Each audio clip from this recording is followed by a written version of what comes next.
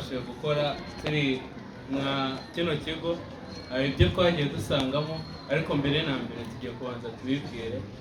Amazina yanjye ni Nigena Joseph. Mwakoze. Amazina yanjye nitwa Shombo Rwiberi, niga mu 6 MCA.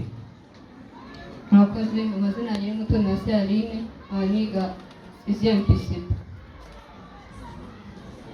Tudatinze rero tugiye kubereka projet twakoze twifashishije bimwe na bimwe mu bikoresho twari dufite hano ku ishuri, ariko icya mbere cy'ibanze ni uko buriya mwabona ubuzima nta kibazo gihari nta n'igisubizo wabona, kandi nabwo biragoye gushaka igisubizo ku kibazo nyine.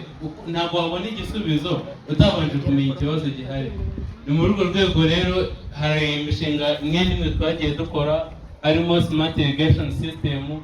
Iyo ni system yuhirira, ariko twabikoze bitewe n'uko hari ikibazo cya climate change cyangwa se imihindagurikire y'ikirere, kandi tukagira n'ubutaka bitewe n'ahantu nyine. Hari igihe haba hari ubutaka nyine bumeze nabi, cyangwa se ubutaka butera, ariko ubwo butaka bukaba bukwiye kubyazwa umusaruro nk'uko bikwiye.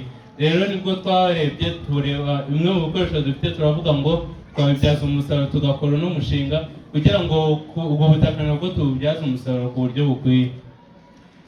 Twakwiye twerekana uburyo rero ino projet cyangwa se n'umushinga bakaba bakoramo, ariko nabwo twatengushye pampu cyangwa se akazamura amazi, nabwo ntabwo kari gukora neza. Ariko umushinga wa kabiri ni smart ni robotic car. Nako ni akamodoka kikoresha, ushobora kugatwara ukoresheje telefone cyangwa se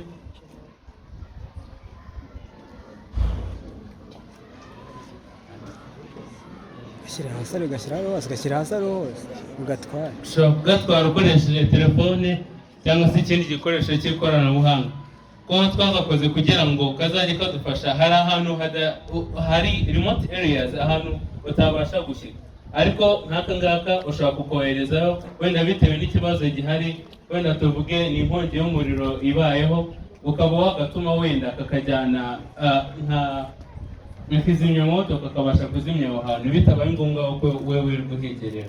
Rero reka tubereke ukuntu gakora, tubereke n'indi mishinga.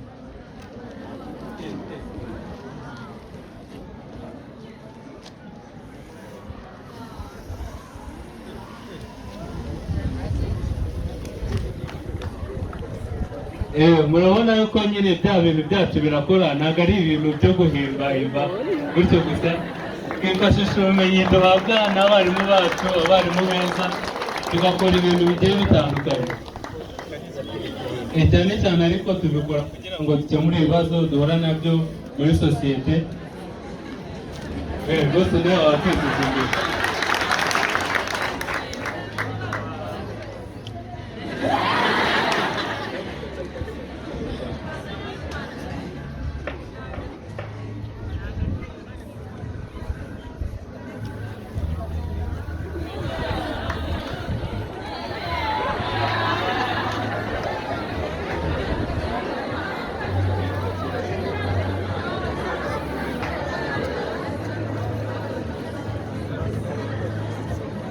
Murakoze rero byatwe ducunguze uburyo umwete akasanze n'indi mishinga itangiye dukora.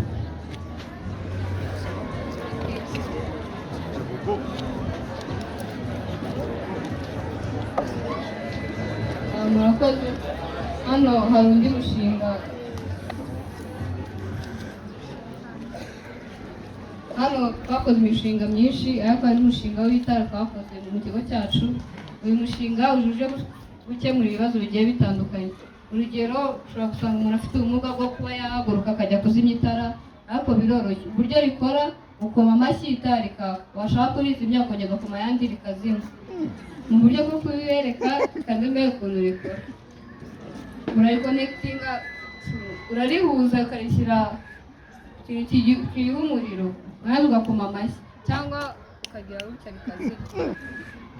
Nyine ushobora kuba ufite amazi ku ntoki, ukaba wagira risike yo kujya gucana amatara, akaba yatuma umuntu ushobora kumufata cyangwa ibindi, ariko mu buryo bworoshye bwo kwirinda ibyo bibazo byose, rijeje gukemura ibibazo byose umuntu ufite ubumuga n'ibyo by'amazi ku ntoki. nawe akabe ukuntu bikora. nawe ariko yagerageza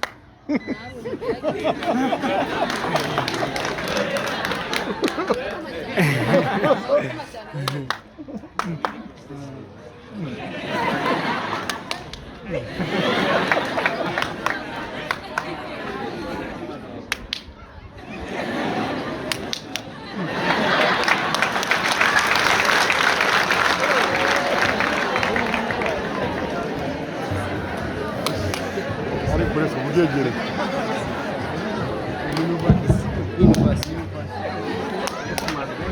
Aku tanya udah kemarin udah jadi.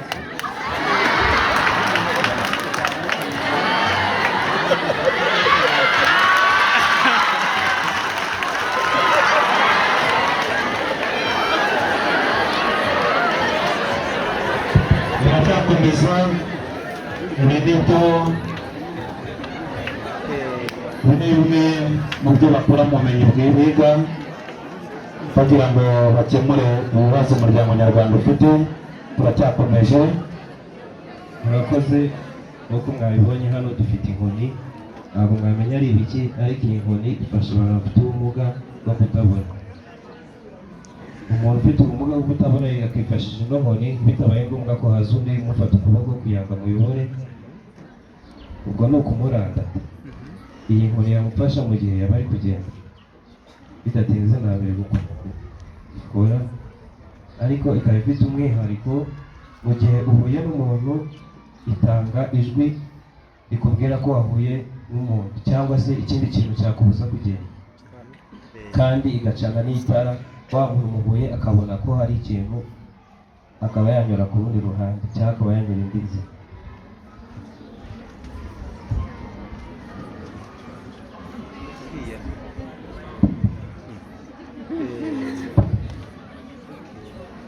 akaba agiye kwifunga mu maso nk'umuntu ufite cya kibazo cyo kutabona.